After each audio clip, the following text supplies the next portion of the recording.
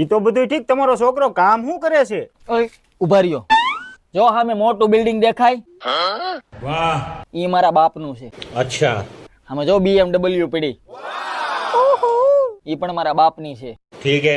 અને ગામમાં 100 વીઘા તો જમીન છે, ઈ પણ મારા બાપાની.